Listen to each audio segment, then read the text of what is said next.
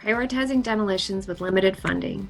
The Genesee County Land Bank received a grant from the C.S. Mott Foundation for Demolition, and we want to hear from you about how we should prioritize demolitions with limited funding.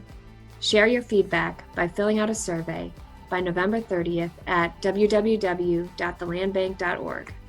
The Land Bank is a governmental entity that receives properties from the Genesee County Treasurer after these properties have gone through tax foreclosure, as well as the required auctions. The inventory that's left after auction is transferred to the Land Bank. Each year, we receive more properties through the tax foreclosure process. In 2020, we have over 13,000 properties in the city of Flint alone, each purple dot representing a foreclosed property. The Land Bank's inventory is mostly residential, with 71% of the inventory being vacant lots and 25% of the inventory vacant properties with a structure. The Land Bank has several programs in place to support revitalization, including working with developers to position properties for reuse, working with homeowners to acquire properties at affordable rates, and offering residents the opportunity to purchase vacant properties adjacent to them.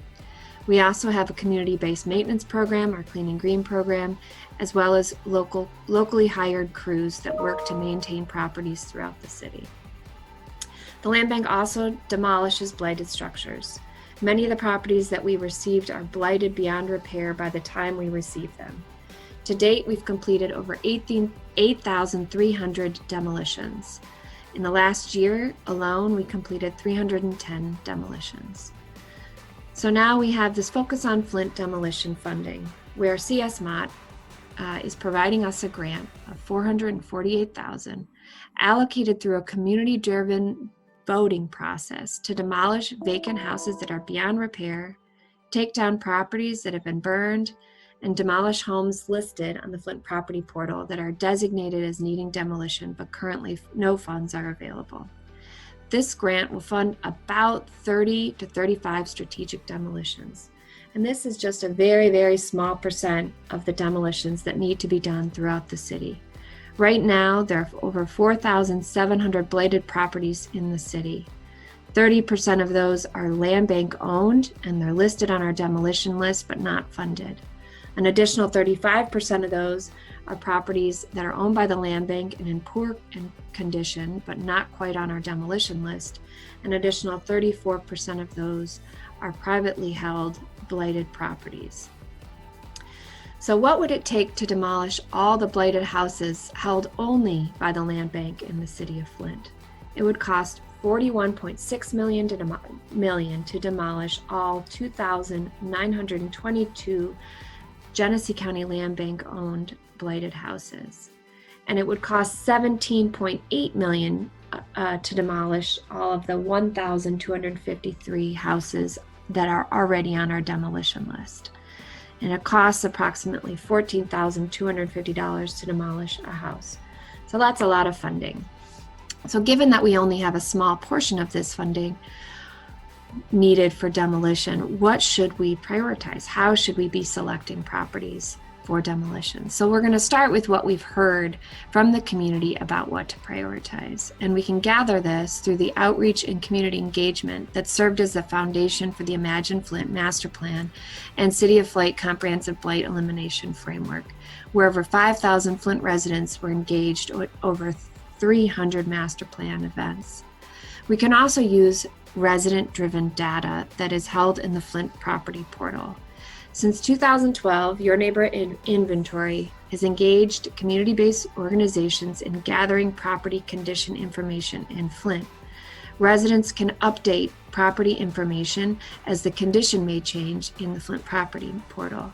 And this data is used for all of our demolition planning. It serves as the foundation for our demolition planning. So we can use the information we've heard through the master planning outreach process, as well as the blight framework outreach process. And we can use the data collected by residents to create a scoring tool to prioritize demolitions. So this involves also applying criteria defined with resident input to guide the selection of structures to be demolished. So what does this look like? So the first step is to apply priorities from the blight framework, which is a portion is out of the City of Flint master plan. So we group properties into the 3 tiers from the blight framework based on future land use. And the 3 tiers include neighborhood demolition, tier 1, demolition for green reuse, tier 2, and demolition for redevelopment, tier 3. So the second step, given the limited funding, we prioritize unfunded demolitions that are located in tier 1 neighborhoods only. So this includes all of the neighborhoods colored in purple in this map. As you can see, that's a great portion of the city. So we need to take a third step to score each house within the tier 1 neighborhoods based on criteria defined with community input. So what is this criteria? So that is what we're trying to figure out right now, and we need your help. So I'm going to walk through different proposed criteria that we are thinking about using to further prioritize properties for demolition. The first is how damaged is the house? What condition is it in? Should properties that are burnouts and more severely damaged, deteriorated condition be prioritized over others? So these are a few examples of a substandard houses in substandard condition. And this is an example of a burnout. And this is another example of a burnout that's burned to the ground. You can't even see the foundation. And this is a burnout that's left standing. Are parks and schools nearby? Should this criteria be used to further prioritize properties for demolition? How visible is it? Is it next to occupied homes? Also, are fire insurance funds available? Some burned houses have fire insurance funds set aside that can only be used for demo on that property. These funds typically do not cover the full cost of demolition, but can be combined with other sources. So leveraging these funds would allow us to demolish more houses. Another criteria is how many nearby homes are occupied and how many residents are impacted. The blight framework recommends prioritizing demolition according to block level occupancy. Should we focus on blocks where most structures are occupied and there are more people per acre? This is an example of a low density block. In contrast, this is an example of a high density block. Another criteria, how will demolitions be distributed across the city? We want to ensure that fair distribution of funds. To ensure fair distribution of funds, we'll complete demolition in each city ward based on the percentage of blighted properties in each city ward. We want to hear from you about how we should prioritize demolitions with limited funding.